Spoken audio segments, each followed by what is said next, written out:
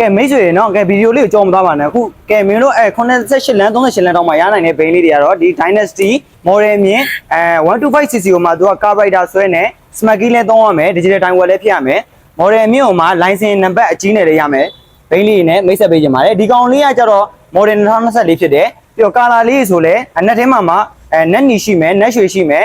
color လေးကတော့စုံတယ်ပေါ့နီညော်လေးလည်းရနိုင်တယ်ပေါ့နော်ကဲလာရောက်ဝယ်ယူအားပေးခြင်းနဲ့မိတ်ဆွေများကိုလည်းကဲကျွန်တော် Edison ကဖိတ်ခေါ်ပါတယ်နော်ကဲအားလုံးပဲမင်္ဂလာပါပေါ့နော်ကျွန်တော်တို့ Edison ကထွက်ရှိထားတဲ့ဘိန်းတွေကမှာ9သိန်း promotion နဲ့9000 promotion ဆိုရှိပါပဲ9000 promotion နဲ့မှာဆိုတော့ဒီကောင် Edison ကထွက်ရှိထားတဲ့ Dynasty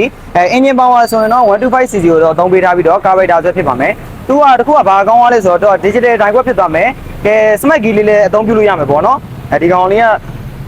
model 2024 engine ပိုင်းမှာဆိုရင်လည်း 125cc ဖြစ်တဲ့အတွက် model 24ကိုမှသူကရပလက် license ပါပြီးစီကိုမှရပလက် license အကြီးနဲ့ရမှာဖြစ်ပါတယ်